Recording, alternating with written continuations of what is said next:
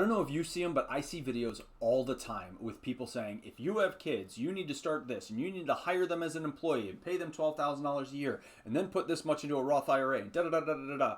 And every time I see one of those, it drives me absolutely nuts, because my first thought is, one, we got 3 kids. I don't have an extra $40,000 a year to pay my kids and then invest a bunch and do whatever. So like, it's very unfeasible to do that plan for me in my situation. And I know I can't be the only one.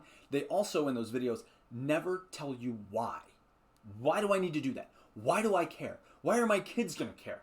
I'm gonna ruin their Christmas because I'm gonna be like, I spent all of your money on investments for you and you don't get to play with those. So I know you want the new bike and all your friends are making fun of you, but hey man, one day, right? Like they just don't, it doesn't sink in. And it's this guy telling you why it's perfect. So let me explain to you why you wanna do that.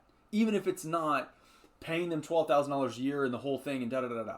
Even if it's not that, just a very simple reason what they're talking about and how you can use it to your advantage. Okay. So if we're investing for our kids, and if you watched my investing video, these charts are exactly the same. All I did was change the starting age and the number of years that we had on the time horizon.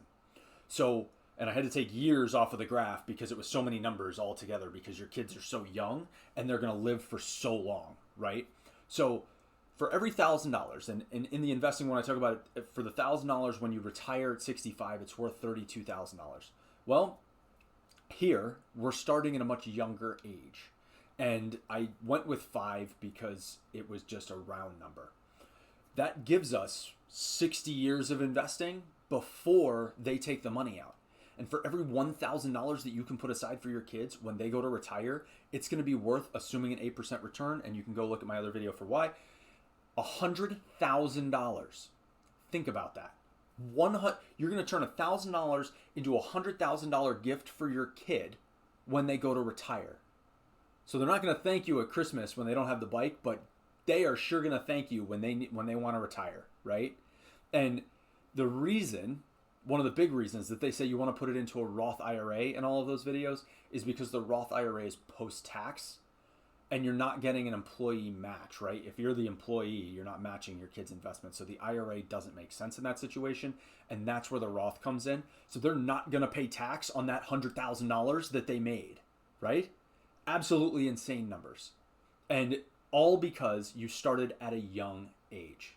So if we then took this and we want to modify this a little bit and you're like, John, I'm not just going to put $1,000 away. Nobody can retire on that. So let's say you put $1,000 away from ages 5 to 10.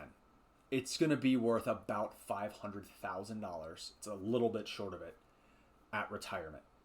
That's $500,000. You put in $5,000 and you're getting $500,000 back. So then if we continue that forward for the next 10 years, this is the power of compounding. For the next 10 years, you're only doubling their account. You've got to put in an extra $10,000 to get the same return that you did for the first 5 years there. Now, if your kid's already 15 years old or something like that, that doesn't mean that you should stop, because still $1,000 at 15 is going to be a $47,000 gift to them. That's huge, right? Still take advantage of the long time horizon that they have. And that's what people are trying to push your way, right? And of course, this doesn't include reinvesting dividends, which over that long of a time horizon will be a lot, and it will compound it a lot. And so it's definitely something to think about because you're investing for so long. Even if you can't put all of the money in there that you want, you put $100 in. Fine. That $100 is still worth $10,000 to them. Like, you're still helping them absolutely immensely for something that they can't do for themselves, right? Now, the max at the time when I looked this up is $6,500, and that's what they say on all these videos, why you should put $6,500 in there. It's the most that you can put into one of those in one calendar year, one tax year. So let's look at what happens if we put $6,500 in there in year one. All right. So looking at $6,500, and this is not a random number at the time, this is the most that you can put into a Roth IRA in any given calendar year. At least when I Googled it, that's what it said. So looking at that number, if you can hit this or you can get more in there, and the closer that you can get to this for the calendar year, I mean, it comes out, if you notice the chart is exactly the same, the fundamentals are exactly the same, but the numbers on the left are a lot bigger. Now we're talking about over not just $500,000 because the $6,500 up front, it's $660,000 at retirement for your kids. That is huge. That's, I mean, I can't even. And then let's just say that you did $6,500 up front, and then you did $1,000 from 6 to 10, right? So you've put in whatever that is, $10,500 for your kid. They're gonna have over $1 million at retirement. For me, if you watch my investing video, you saw this. For me, my target is $2 million to retire. I assume a 4% return, so that's $80,000 a year that I can live on without depleting the $2 million. And it's much more conservative than this 8%, but I'm assuming that for when I retire, and I want to take a very conservative number for when I retire, where realistically you're going to see something probably a lot higher than that. You can find savings accounts right now for higher than 4% to tell you how conservative that number is. So with that logic, your kids, by the time they're 10 years old, if they do nothing else and they put no money away, are halfway to retirement. And you spent, sorry, it's $11,500, not $10,500. You spent $11,500 and your kid is halfway to retired. Now you're creating perpetual wealth that your kid can pass down because they're going to get a job and they're going to add to their retirement. They're going to be able to go chase their dreams and do that life that we all want, right? And hand that down to their kids and their kids' kids, and they can create a cycle that doesn't struggle and can instead just go innovate and love life and do those things without worrying about money or retirement. Now, the other half of this I will say is you have to create the habits around, you know, financial stability and what to spend so that they don't blow through it. That is the one caveat here. But if you can do that, I mean, this is bar none the best gift you could get your kids over a bicycle or something like that, or trying to look cool. I mean, geez, this is huge, right? So now let's talk about what's going to happen if you can't get $6,500 and you're going, John, where do I come up with all of this money? This is absolutely an insane amount. I don't have that much lying around. What I started this video with. I don't have that kind of money lying around. What are you talking about? So let's look at this. So how can we get the cash, right? And understanding that trying to get it up front as quickly as possible in the early years of their life is the key here. So if your thought process is, we're scraping by, we're not going to get the money from anywhere, keep thinking about this investment breaks the cycle of you scraping by and your kids having to scrape by. It breaks all of that without doing any extra work, right? Without having to go be the one successful person that works 80 hours a week. You're breaking this cycle of scraping by.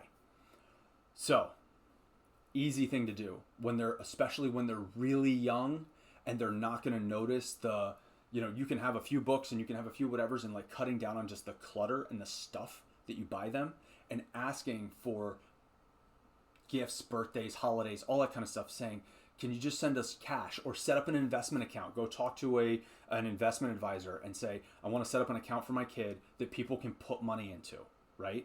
And then you just ask your parents and everybody else, like, look, instead of buying them stuff that they're going to use for a day, put money in here, please, right? And then you can get money. And again, even if you don't get the $6,500, whatever you get up front is going to be massively helpful for them. So the next one, obviously, I mean, kids are expensive, right? So spending too much money on them, this goes back into the other thing. I mean, even if you don't get $1,000 in there, even if you don't get $6,500 in there, the investing is more valuable to the kid long term than whatever stuff you're buying them. I mean, obviously you need diapers and food. I'm talking about like the extra stuff, right? $100 is worth $10,000 to them at retirement. That's going to be a lot more helpful for them in building the habits and helping them understand that sort of thing. And then you're not wasting it on things that you would have spent today that they're never going to use again, or they're going to immediately outgrow those Air Force Ones that cost $100 for a little kid who's going to wear them for a month, right? Like, that's a much better way, much better use of your money, in my opinion. So then there are some other things, right? Like, what if you need the money right now? What if you want to use the money for something else, like college or a car or something like that? One of the best pieces of advice that I got years and years and years ago, and still do to this day, is I'm taking money out of my paycheck. Like, immediately when I get it, it's an automatic transfer over to a savings account. I hide the money from myself, right? And it's in a place where if I need it, I can get to it, but it takes some effort to get to it. And I don't necessarily see it all the time. So thinking about that, is there a way that you can get money over to save it for them and not notice that it's gone? Because after the first couple of paychecks, if you're sending $50 a week over somewhere, after the first couple of paychecks, you just go, well, this is how much money I have at the end of the day. You don't even remember that you had that $50, right? And then it's in a place where it can grow and it can do what it needs to do. And you can put it in regular investments. You don't need to lock everything up for retirement.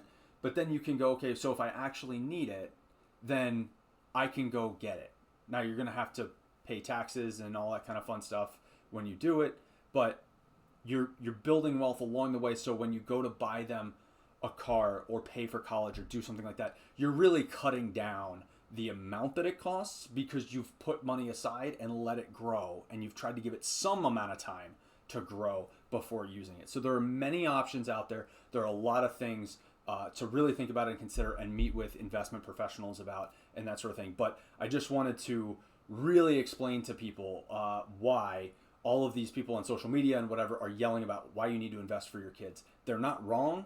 This is just why you need to do it. Time. If you can get the money in there earlier, you're going to benefit your kids that much better. And I know that everyone out here is trying to do the best they can for their kids. This is, in my opinion, the best thing financially that you can do for them. And the second best thing is going to be teach them how to use it properly. Thank you for watching.